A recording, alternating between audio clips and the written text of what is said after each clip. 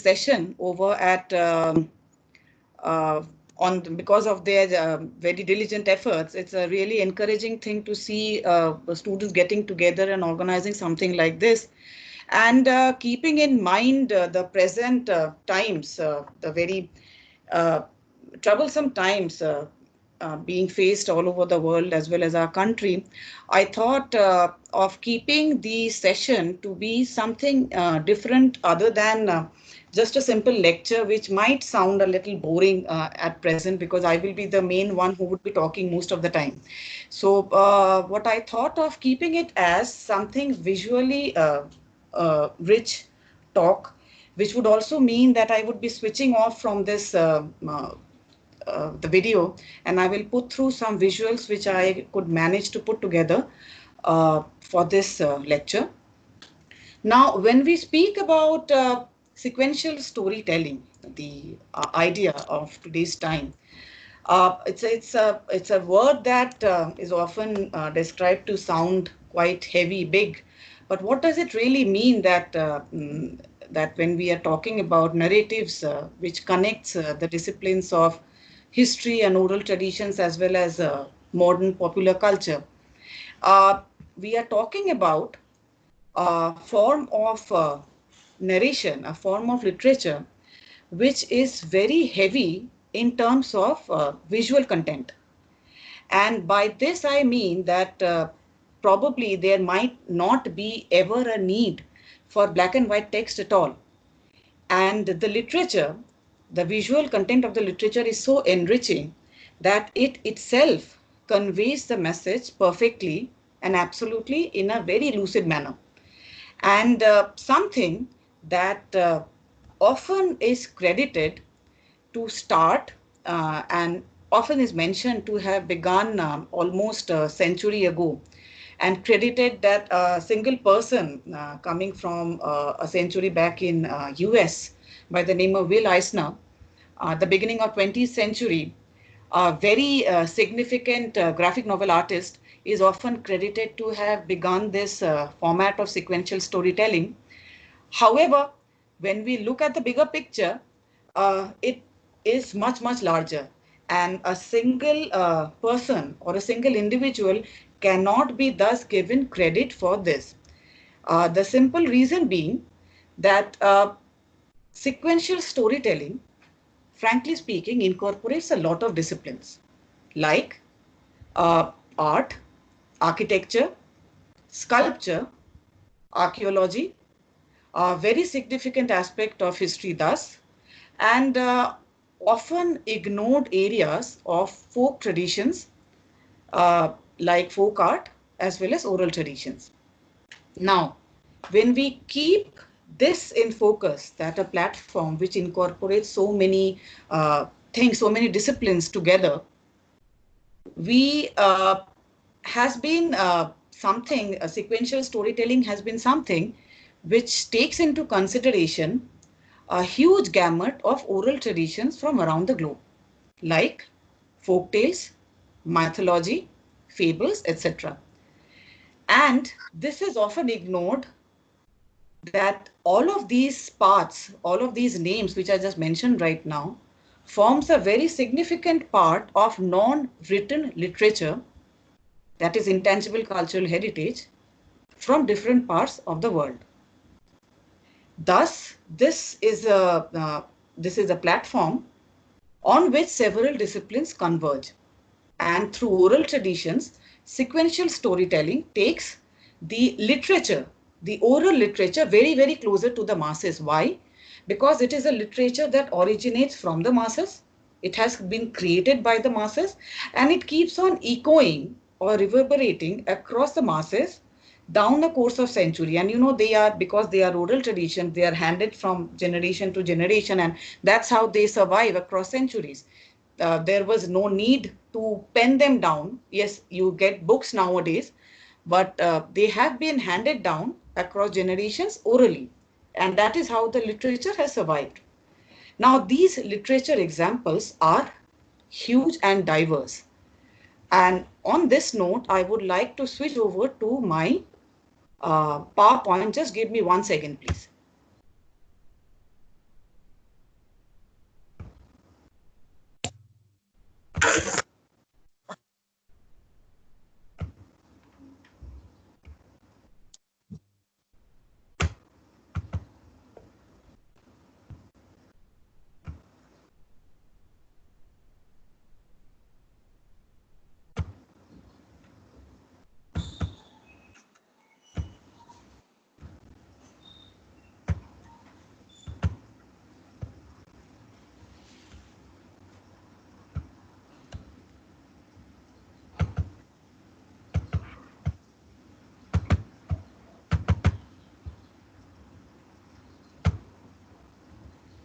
There seems to be some problem occurring for screen sharing right now. Um, it's not sharing in the manner that it should have.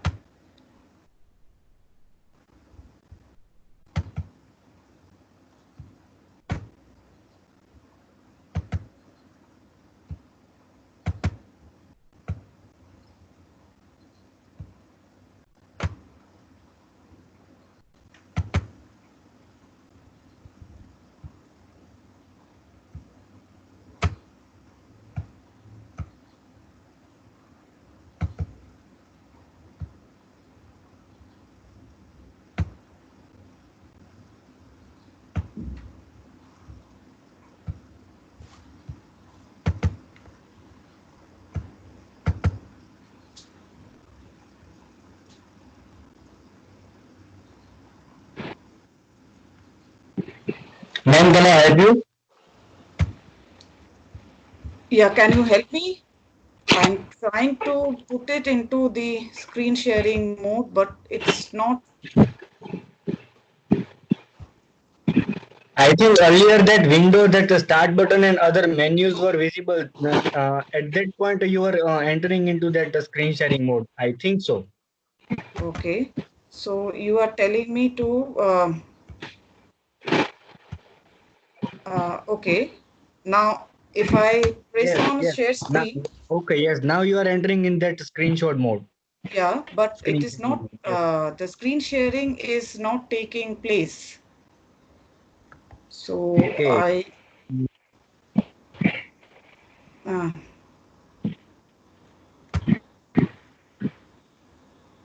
Yes, this window is opening. So right now you can. So this is screen sharing enabled, okay. and then you And can continue from you can minimize the window. this window, Yes, it will okay. open in background, and Acha, then yes, can right you now. see, can Okay. you see the screen now? Yes, yes, ma'am. Yes. Okay. Can you see the screen now? Yes, ma'am. Yes. Okay, fine. So, coming back to it, extremely sorry for this technical problem.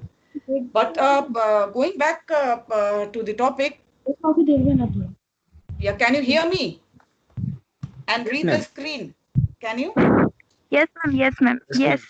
So prehistoric cave and wall paintings have been a very significant part of this form of literature when we are talking about sequential narration. And it has been known to have been existing for a long, long period of time, from for more than 30 to 40,000 years. There are evidences from which we get to know, and depicting different parts of prehistoric man. And how we get to see this, one example is from India itself. This is a sequential narrative art form from the region of Bhimbetka, which is in Madhya Pradesh, very close to the region of Bhopal, and gives a glimpse of a prehistoric life more than several thousand years ago. This is a prehistoric life more than 10,000 years back. And we get to know about social structure, social formation, festivals, dance, arrangement of tribes as well as their heads, the constitution with whatever animals they used to live with, and many, many, many such aspects have simply been revealed through a very close study of this non-written form or sequential narrative type of format of non-written literature. From India, we go back to this very visually rich area of France. Now, this is a very interesting example, and it's a huge, massive area. It's a cave with many, many narrative pictures. And this particular section, because of the presence of the specific animals and the range that it had been drawn, is referred to as the Hall of the Bulls. The date, the time period is again prehistoric and often mentioned to be between around 17,000 to 15,000 BCE.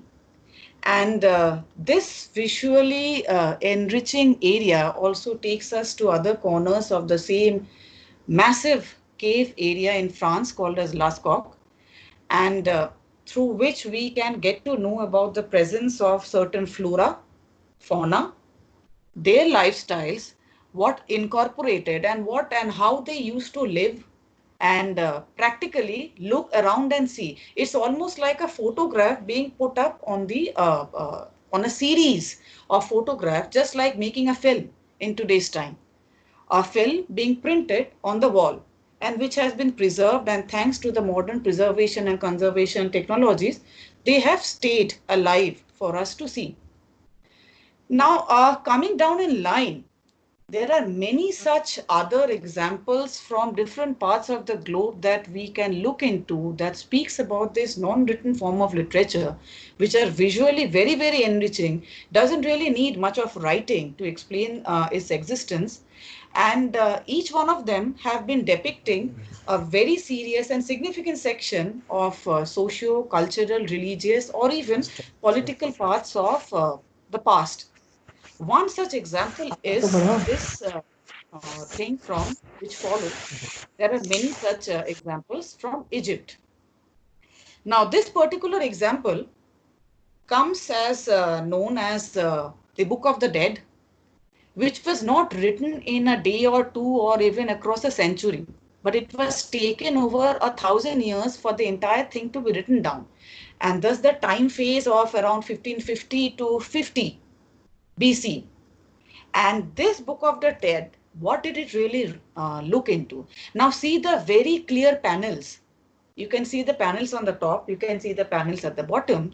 And this Book of the Dead practically spoke about certain chants, rituals, and spells which people used to believe would be assisting a person when the person would depart, when a person would pass away. And these were initially inscribed, drawn with the help of chisel and hammer on the walls of the coffins or the sarcophagus in which the bodies were laid down. And later on, they were put into scrolls, however. These scrolls are also at parts preserved and they are available. And they were not, you can understand, drawn by a single person. They were supervised by many, many priests across a period of 1,000 years. Thus, many thought processes went into making this very specific narration. This is another very interesting thing. You can see the pharaoh on the right-hand side of the panel, while on the left-hand side, you can see the god leading, holding the hand inside and into the other world. It is a belief. It is an expression of the social belief. It is an expression of the religious belief, which has survived in a non-written manner. And across only through these panels, you can see there are 3 panels in front of us right now. And that visually depicts a very, very significant thought process of an important part of history of the world. Coming down to a very important thing in time, down the course of history, the pictures that actually follows are from a very visually enriching form of painting. This is the painting from the ceilings and the walls of a very important place of the world, the Sistine Chapel. And there are more than around 300 painted figures on the ceiling alone.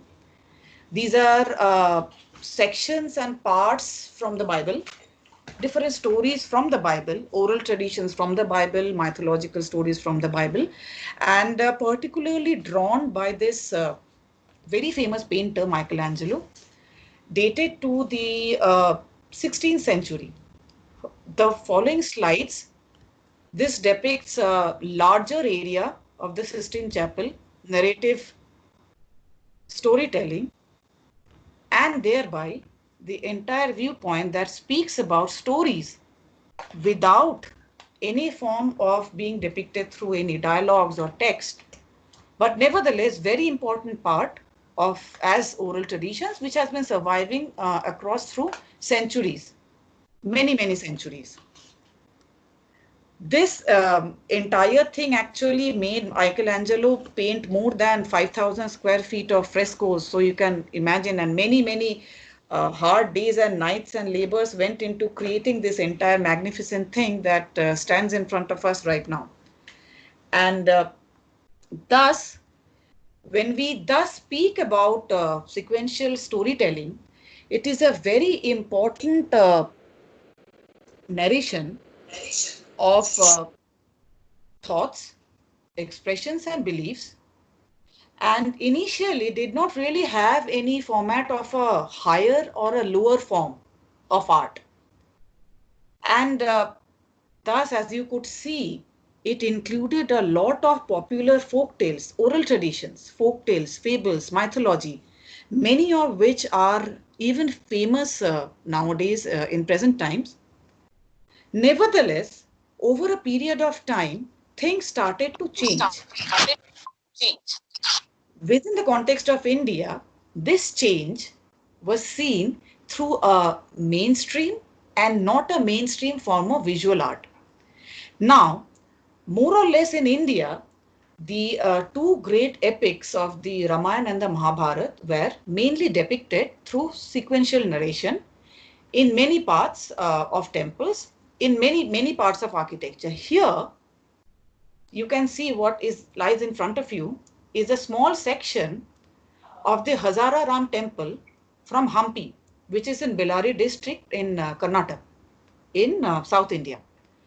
Dating to around early 15th century, this the walls, both the inside and the outside walls, depicts very heavy fresco, very heavy the pictures being depicted from different parts of different stories of specifically the Ramayana. However, when we speak about the last 100 years, uh, a couple of just around the time of the 17th to 18th century, things started to change further. How this sequential narrations change and what changes did occur. This is the time period when the printing press started to make its foray very heavily into India, and a lot of fast duplication, fast printing could speed up the process of printing all over India. And essential need was also felt to depict art being inspired or taking up after the local traditional folk art of a region. Now, why was this an attempt? And what was the need to pick up these local ethos and put it as inspired by the king? The king used to start to patronize these local arts. Something very interestingly could be seen from my experience when I was doing the field work in Sri Lanka. From around 17th to 18th century, the being inspired by the former king of Sri Lanka in the region of Kandy, the local art started to get much encouraged, and as a result of which this art reached to a great height. Now this Sri Lankan art, very interestingly, has what I'm going to talk about right now, has an influence of the certain art forms from Odisha, from Bengal, as well as the Thanjavur region of South India. What this kings during 17th and 18th century in Sri Lanka did was they simply encouraged an incorporation of all of these forms of painting and retelling the stories of the Jatakas. Retelling the stories of Jatakas on the palace walls, on monastery walls, and giving rise to a very magnificent form of painting which still survives in many places in Sri Lanka, as well as the main museum in Colombo, into something like this. This is an example of a very interesting monastery which is incidentally still surviving in spite of the monastery itself being 2000 years old. There are still the prayers and all still are offered here, and it is a still functional monastery. Nevertheless, the paintings of this entire monastery was done during the late Kandyan era under the patronage of the king, and has severe influences, has severe replications of different stories of the Jataka, as well as the Hindu deities of Ganesha and Vishnu. Different mythological stories related to their life. You can see the top ceiling completely, it's rock, painted on simple rock. Another panel that shows Garuda, as well as the depiction of Garuda and the panel behind the deities you can see.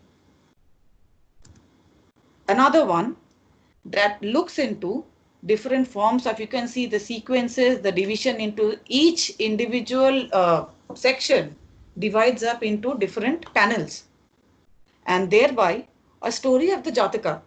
This is a small part, it's a huge wall, but this is just a small section of the huge wall which could be captured within the frame of the camera. Now, that happened to be an example of a monastery. This happens to be an example of a place which is referred to as the Kandyan temple of the tooth relic.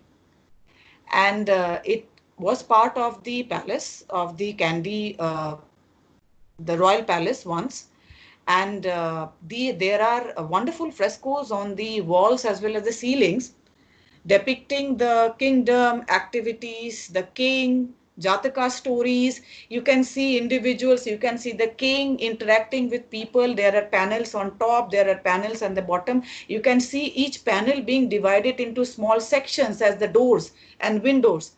It is as if that a very distinct division between each small storyline. And like I mentioned, this entire section is referred to as the late Kandyan art, roundabout ranging between 17th to 18th centuries. Another section from the Kandy ceiling painting, and this shows a very important festival in the calendar, the Buddhist calendar of Sri Lanka, and the festival being celebrated with the drummers and the people both standing in front of the elephant as well as behind and taking part in the celebration. An entire narration of their very significant part of life, festival, their feelings and their expression. Now, from Sri Lanka, a very important thing around about this same time period that we are talking about, massive changes having taken place across the last few centuries, some interesting acculturation of this storytelling happened in the Himalayan region also.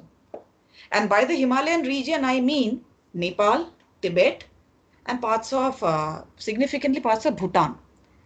Now, the influence of this sequential narrative, however, started to show in a very different manner. Like in Nepal, it was more or less the mythological stories of Hindu deities. On the other hand, the Bhutanese Thangka paintings, I'll just show an example of what it looks like, centered more or less on Vajrayana form of Buddhist stories, Jataka stories. The Thangka of Tibet dates slightly later, around 13th century, and they were massively influenced by different forms of, different types of Buddhist ideology paintings. These were referred to as Pata in Sanskrit, or Turana, or Paubha in Nepal, and Thangka in Tibetan languages. One small example of this coming in from Bhutan is this massive Thangka painting. Traditionally, these paintings were made with chalk or other mineral powders, and primary colors were glued on, everything made by hand, obviously, on primed cotton cloth. The cloth used to be even made suitable over a lengthy period of time. Now, finally, after the finishing was done, the varnish was given with the help of egg white and water for the entire paint to stay on the cloth so that it doesn't come off easily. Now, coming back from there, corresponding to a very similar time period across the last few centuries, another thing started to come out into the mainstream narrative art, into the mainstream storytelling session is the Katha form of, this is actually not a painting, this is a stitching method from Bengal and the region of Bangladesh.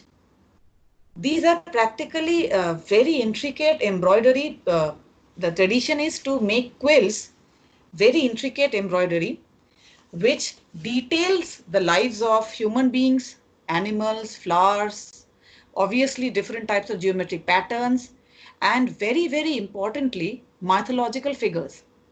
At the very, very beginning, the chambers are divided mentally.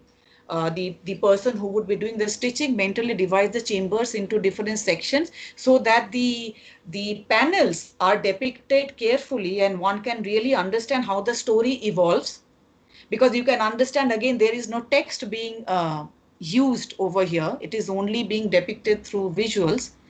And after the division, then the stitching happens, and then the motifs gradually are given life according to the thoughts and the beliefs and the thinking, whatever the creator, the person who is stitching, thinks is suitable. From here, a very interesting example comes from the same region of Bengal and parts of Bangladesh, is the folk form of painting, which is still very much prevalent even in present day's time, is the Patachitra, which is a very important form of scroll painting. Now, if you look very closely at the narration, it is a very important thing you can see is that the entire, the scroll which the lady on the right is holding, each picture is divided into several frames. You can see the border of the frames, and this entire thing practically looks somewhat like an old Kodak film negative. If any of you have seen, it's very completely non-existent nowadays, but old film negatives exactly used to look like that. The small pictures used to be divided by small frames in between, and then once you develop them, they would be individual pictures. This is the narration that she speaks about, and it's a form of folk art which actually speaks about a picture, and the painter narrates the picture in a musical form. She speaks about the story and moves over to the next section of the story, thereby moves over to the other section of the story, and so on and so forth. Now, these people have been traditionally for many, many centuries drawing the Ramayana and the Mahabharata, which I had also mentioned earlier, because these were the two main epics that always have been taking a center stage when we speak about sequential narratives from India for centuries together. But in recent times, especially over the last few decades, a lot of help has come from different parts of central as well as state government, different NGOs and other government agencies, uh, employing them for helping to spread awareness about different civic and social activities like education, literacy, vaccination, forestation, polio, oral vaccination, etc. And this is an example from last week. Very interestingly, she's a very famous Chitrakar is a term used for a person who paints. Her name is Swarna. Swarna Chitrakar is from the Pingla village in West Bengal. And she right now is speaking about displaying and singing. You can see the panels, you can see the face mask, and on the left hand side is the artist depiction of the virus. She's speaking about the damage of the world, the precautions that needs to be taken, what are we suffering through, etc., etc. And actually, I have put down the link. This is just for reference sake. Her singing was recorded and it was passed on to me, and that the link I have provided at the bottom of the slide that you can see at the bottom. And what happened thereby was, once sequential narrative started to take shape, across after the invention of the printing press, it took a grand leap. Newspapers, books, creating themes of politics, social life, satire of everyday life, etc., giving the birth of writing, now started to be incorporated within this narrative of storytelling. So far, practically, they have been very well existing without any kind of text. But now, this is what started to take shape. This is one of the very early cartoons of 1896, very, very first newspapers to use a cartoon newspaper, which is referred to, it came with the Sunday supplement, referred to as the Yellow Kid. And the sequential narrative as we know it and used to know it, which used to be depicted across temple walls and across folk art and across quills and stitching, started to gradually take shape, started to gradually change. And as we stand in today's time, I don't know how many of you still read Amar Chitra Katha, but this is something was quite, I would rather say, a revolution that started in the late 1960s by Anant Pai, who practically took the initiative and started off Amar Chitra Katha. And the same panel sequential narration that has been existing for centuries and thousands of years started to take a remodeled shape with the help of text. And thus we reach a time when sequential narratives continue across graphic novels, forming a very important part of popular culture in present times. It is a present platform, obviously, like I mentioned, which is started off as a non-written form of literature, practically breathing life into a visual identity. And there are many, many examples in present times which can actually speak about, which can actually speak about very diverse narrative ideas. So, so this is, one second, please.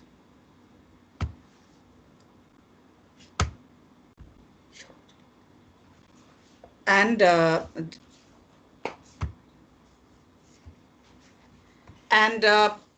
this brings me to the end of today's session. But I don't think that it's possible to end the session before I show a very interesting example. This comes from the uh, last, the first decade of the last century. This is a book by Rabindranath Tagore. This is a book that speaks about the basics of learning the Bengali alphabet. And the name of the book is Sahaj Path. Now, this painting of this book was done by a very acclaimed painter from Shantiniketan. His name is Sorry, ma'am. Nandlal Bose. Yeah, sorry. We can't see the book as screen sharing is open now. Screen sharing is open. Just a second. Yes, ma'am. Now we can see. You can see it now? Yes, ma'am. Yes. You can see the book? Yes, ma'am. Okay. This is the book of this is the book by the name of the Bengali name of the book is Sahaj Path, which can roughly be translated as easy learning. And this is something which was which has 4 volumes. Practically, even I learned my Bengali when I was in school across first to fourth standard from this very book. Now, can you see the picture? No, ma'am. Hello? Yeah, can you see the picture, please? Clearly not visible. The clarity, I have no idea how to improve on that. We can see now. Yes. Yeah. Yes, ma'am. So this practically speaks about the very first letter of Vyanjan Varn A. comes in very closely A, followed by on this page U, and so on and so forth. The entire Swarvarn, Vyanjan Varn, followed by very simply written stories. And these panels were drawn corresponding to the letters, the Bengali letters, and the beginning of the first letter, and would depict the same, the action within the panel. This was drawn by a very famous painter. These are lithographic paintings from Shantiniketan. Uh, they were drawn by a very famous painter, Nandalal Bose, and they still remain to amaze people whenever people speak about this range of books which were written by Tagore. And like I mentioned, I myself have grown up reading this to learn Bengali in my school days. Thus, sequential narration, though it has reached a stage of text being incorporated to speak about the visual depiction, the ethos remains that visual depiction of ideas, of expressions, of beliefs have been around for several centuries, practically several thousands of years. They are a very significant part of expression of life, expression of mind. You feel like you draw. It's just as simple as that. And they have been around not only in India, in different parts of the world, in India and South Asia particularly, like I mentioned, huge leap change happened, especially over the last 1,000 years, and more particularly across the last few couple of centuries after the discovery of the printing press and the recognition of folk art, which very, very significantly speaks about this narrative storytelling, a recognition of folk art as an important platform. Thus, I would like to end today's talk. Now, if anybody has anything to ask or any questions, I am ready to take that. Thank you.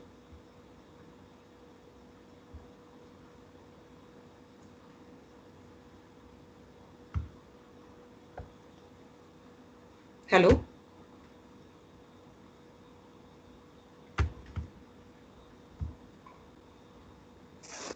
Thank you, ma'am, for this insightful session on sequential storytelling. It was really productive for literature students, especially in exploring something new. And I think it would be helpful for us in our future presentations as well. Thank you. So I invite questions from the learners.